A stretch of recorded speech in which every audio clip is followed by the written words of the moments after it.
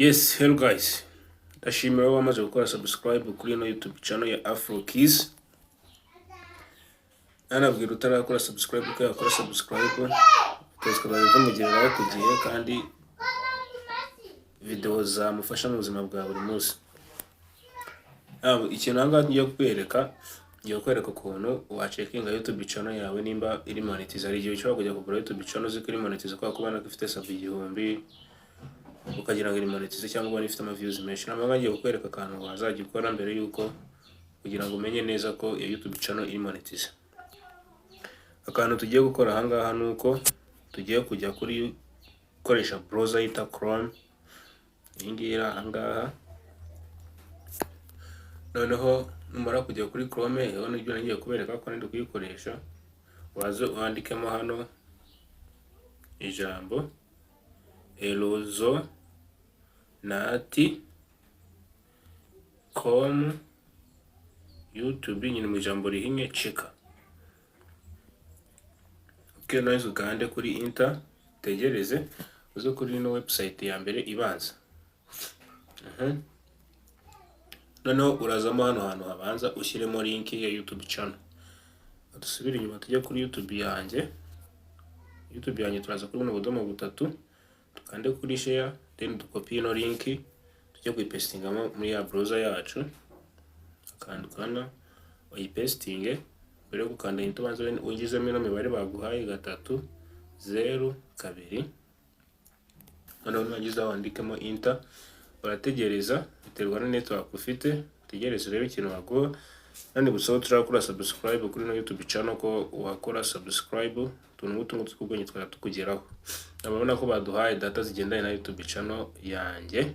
YouTube ari kukwereka ko imaze imyaka 3 n'amezi 8 n'iminsi 3. Ubwo ni iminsi 1353 muri rusange. Hano kana kutwereka ko no YouTube the channel monetization status is off. Ntabwo iri monetize kubera ko ntabwo irazuza ibisabwa kugira ngo ibe monetize. Nzababwira muri indi video ibintu bisabwa kugira ngo YouTube channel yawe ibe yaba monetize.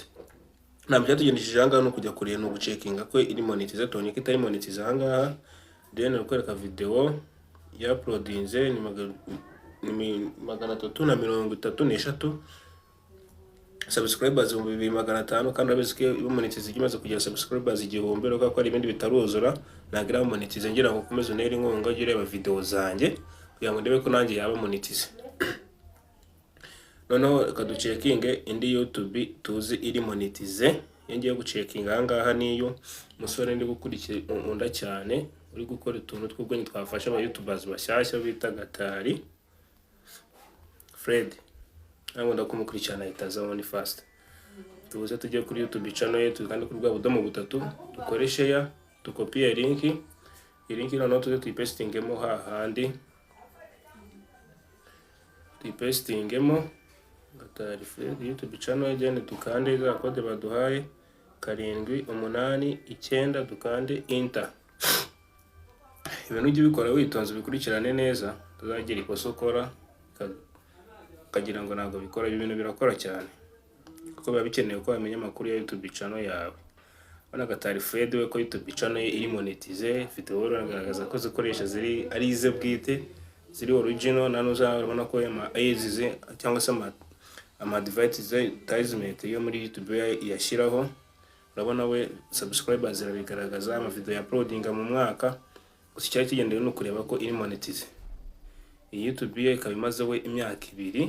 Urabona ko nabyo ubundi data zigendanye na YouTube zose razerekana mu views afite mu muri no myaka afite miliyoni 2,300. Kandi nizere ko kagufasha butanza kureba kuntu wareba YouTube channel amafaranga yagize ku kwezi. Ciao murakoze utarakora subscribe nagira ngo mwibutse ko wakora subscribe kuri Afro Keys kadutera inkunga. Ciao.